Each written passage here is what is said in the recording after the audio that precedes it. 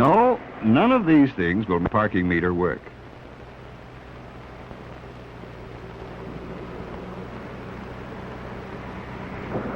It takes a nickel. It takes money. It takes money, too, to buy the things in this furniture store. Like a new desk or a new bed. Sometimes it takes more money than we have.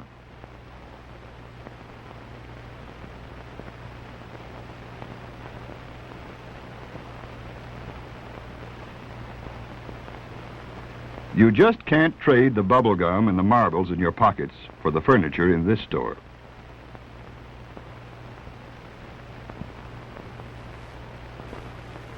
Now, sometimes things can be traded. You might be able to trade a piece of bubblegum for a ride in a friend's racer. If you happen to have a friend with a racer who wants a piece of bubblegum.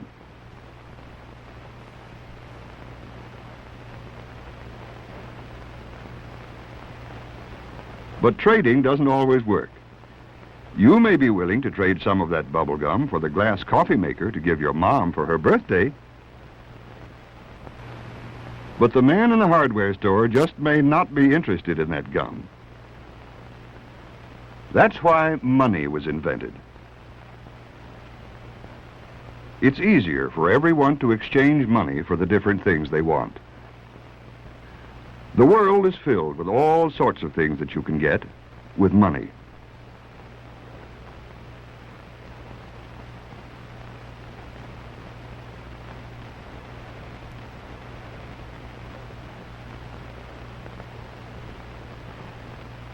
You could even exchange money for one of these trains, if you had enough. But do you have that much money in your bank at home?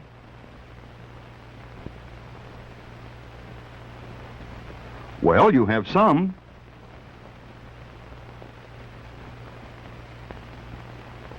And where did you get that money in the first place?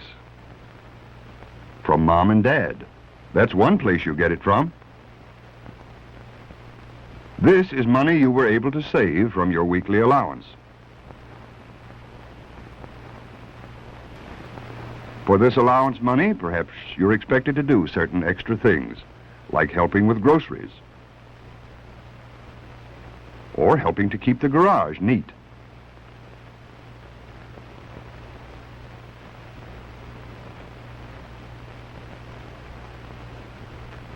This money you got for helping take care of your neighbor's lawn this summer.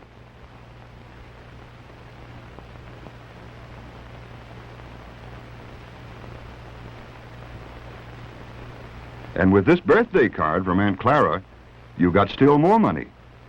$1. Just for being 1 year older. But where did they get the money to give you? Well, Aunt Clara is paid money for the time she spends and the work she does teaching school. Other people get their money for doing other things. The dentist is paid for his special knowledge about our teeth. The baker for his special skill in baking bread. Many people are paid for selling things.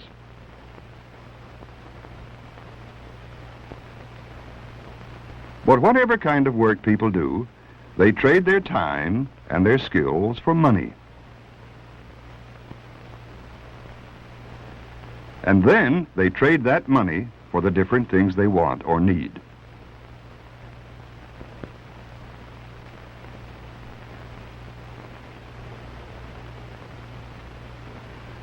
So Tom's allowance money from his dad is part of the money his dad earns for the work he does.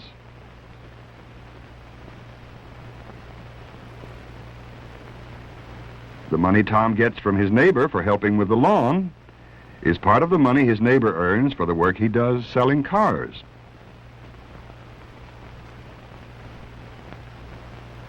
Part of the money Aunt Clara gets for teaching school, she sends to Tom as a birthday present.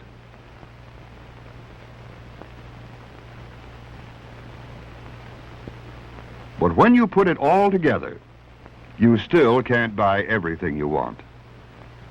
Wouldn't it be nice if things were different?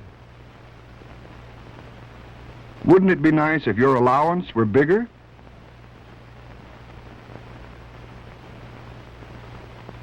Wouldn't it be nice if your neighbor paid you more for taking care of his lawn? Wouldn't it be nice if all your relatives sent you money for your birthday? But these things don't usually happen. Why not?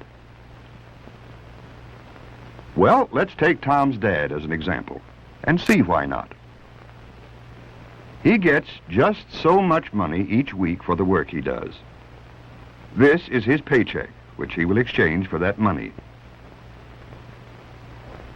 Dad puts some of that money in a bank. Then he can write checks of his own to pay other people for things his family needs. Some of the most important things he pays for are clothes for his family, and food. Sometimes there are medicines to buy and doctor bills to pay.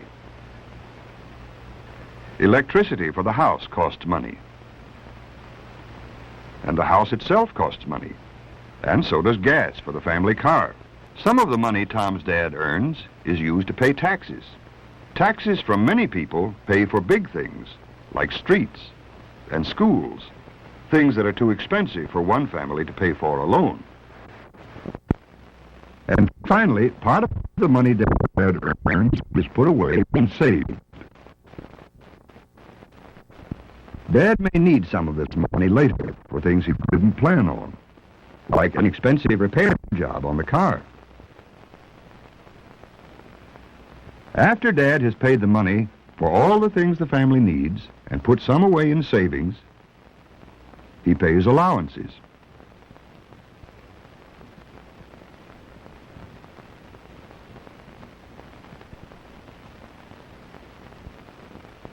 Is there any money left over after that? Not enough for Dad to buy that new car he wishes he could have. Not enough to buy that new bed and desk and lamp for your room. But perhaps if he saves the money that's left over each week for enough weeks, then there will be enough to buy one of these more expensive things. But which should it be? The boys are getting too big for their old beds,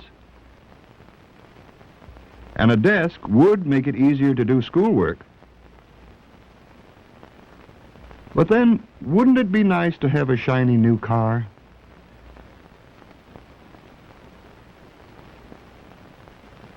Dad doesn't have enough money to buy everything he wants, just as you may not have enough money to buy everything you want. So you have to make choices, and you want to make these choices carefully. You don't have enough money to buy the most expensive train in the store. But then you could choose one that's less expensive, but almost as good.